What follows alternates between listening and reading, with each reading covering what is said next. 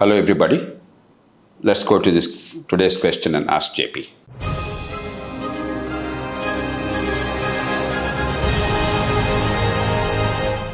The first question is from Anshu from Delhi. Anshu?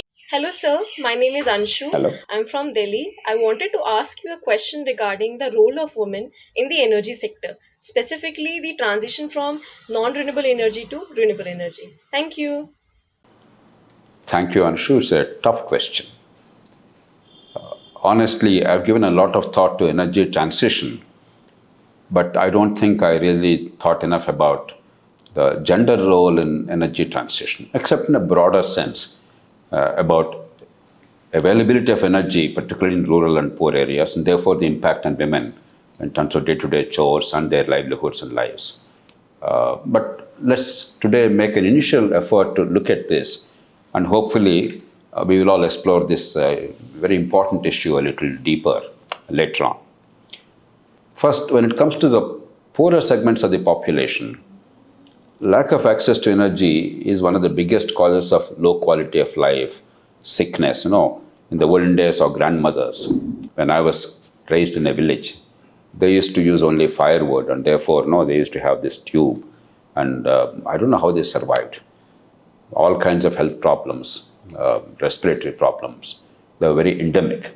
Many people died very prematurely, and life was extremely painful, very difficult. Certainly, any form of energy, it doesn't have to be renewable energy, even the gas, etc., it has transformed the lives, and it's becoming increasingly popular, and the governments, successive governments, have taken that seriously. But even now, if you go to interior, remote and forest areas, I don't think that your gas cylinders, etc., are reaching them. And therefore, the decentralized energy model of renewable energy, the solar power, luckily because it's now become cheaper and the storage also is now sustainable. If we develop tools of electric power being used for cooking purposes, not merely the fossil fuels, and I think technologies are available, but I don't know if they're really affordable and accessible to everybody in the country. But I think that's done, then certainly that will improve the quality of life of the rural and remote areas, the poor, the women in particular, who have this drudgery of cooking with firewood and with traditional fuels, and therefore detrimental to environment and to their own health. The second is the middle classes. A decentralized energy model gives them greater security. If every household goes in for rooftop solar power, along with a proper battery, if new equipment is used, electrical gadgets rather than the traditional gas stoves are used, certainly life becomes better, less polluting, and there is greater control over the resources locally.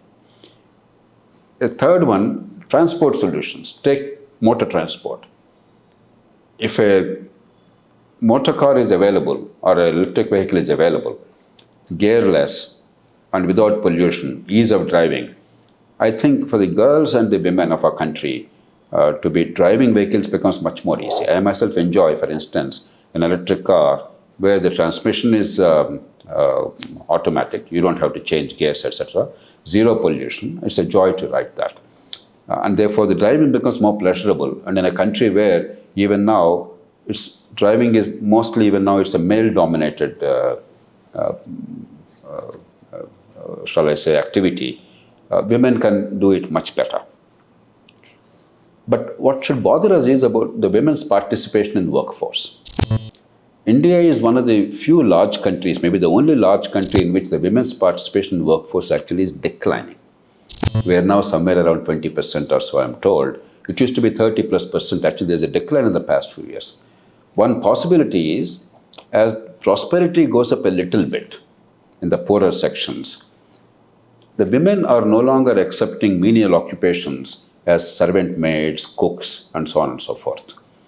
And unfortunately, our economy has not created enough jobs where some level of skill is required, even if it's a low level of skill. A more secure and dignified job is available. And in the absence of that, women are now getting out of the workforce, whereas modernity demands that there is greater women's participation in workforce. I think what we should do is, along with energy transition and decentralized systems of generation and storage of energy, we must create a large number of local activities that do not require any centralized collective work, where women can find decent employment in a non-polluting environment with solar power and renewable power. But I don't think we have given enough thought in this country. That also requires structural changes in the country in terms of labor laws and so on and so forth. If the unit is slightly bigger than a very small entity, the labor laws come into effect. So we have to look at them very seriously. But women's participation in the workforce and energy transition, we must figure out how to link them both. So there's a lot we can do, but in a larger sense, without referring to merely gender, one issue I thought I should bring to everybody's notice. This transition is inevitable. It's necessary. From a country like India's perspective, it's not merely environmental, it's also that we are, among large economies, very big importers of energy. 85 to 90% of the fossil fuels, or at least the petroleum fuels, we import. This simply is not a very good thing for us as a country. It is the largest foreign exchange we are deploying for this purpose, ranging from 70 to 100 to 120 billion dollars, depending on the petrol price in the world or oil price in the world. Therefore, we have to move towards the new energy. There's no choice. And technology is helping us. The global climate, concerns about environmental change, rapid climate change, and so on and so forth, they're helping us. But there is an economic cost, because we have a grid now. Let me give a simple example. I have a 5 kilowatt solar power rooftop station at my home. For practically all my purposes, that energy is sufficient. And I have some small storage, probably 2 kilowatt hours or something, 2.5 kilowatt hours. But the truth is, while on an average 5.5 hours of power is generated, 5.5 to 6 hours of power is generated in 24-hour cycle, I'm giving the average. Sometimes it's a little longer, but the actual generation in terms of kilowattage is less, and therefore the average is 5.5 to 6 hours in our household solar power stations. Now, for the rest of the 18 hours, I have to either depend on the stored power, and that's not enough most of the times. Therefore, I draw from the grid. Because of the net metering system, I draw from the grid, and whenever I have surplus power, that is, the generation is more than my consumption, it is banked in the grid. I don't lose anything. There are two things that are happening. The energy grid is compelled to maintain energy production and transmission to meet my needs to face the diurnal variation, because production is not 24 hours continuous. So the capital cost, the running cost is maintained for our needs without getting any tariff from me. And the second is, typically, the people who have the solar power stations at home, or rooftop solar power stations, they are at the relatively high income bracket. Therefore, their consumption would be higher and the tariffs would be higher. They would be paying good tariff if they're drawing from the grid. And the system is losing those customers. The high-end, high-paying customers are lost to the system. So you are forced to bear the burden of the baseload station to meet their 24-hour needs, and you don't get the benefit of higher revenue from these consumers. But somebody has to fund them. Whether it's private sector or public sector, most of them are public sector. Even if the private sector, somebody invested in the power plants, in the transmission lines, in the distribution system, and they're maintaining it even when there is not enough revenue. And that somebody has to be the state. And it's not an Indian problem, it's a global problem. Already our power utilities are in a crisis. Some years ago, they used to lose every year about 100,000 crores, all the state power boards together.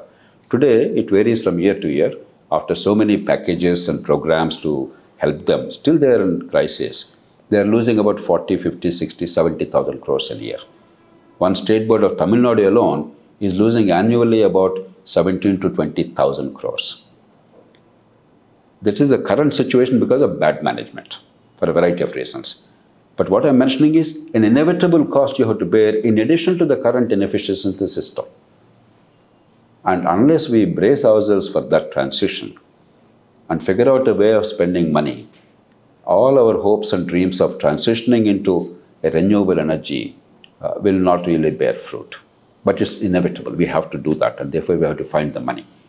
And when we look at public finances, that's another issue which we're not taking into consideration right now. My back of the envelope calculation is for the next 25 to 30 years, or maybe 40 years, we will have to, on an average, account for about 2 lakh crores per year, only for this transition, on an average. This amount may go up substantially later, it may be a little less now, but my estimate, back of the envelope calculation is 2 lakh crores per year across the country. So transition is vital, it's inevitable, but we have to plan for that carefully and make available the resources, not merely the technology.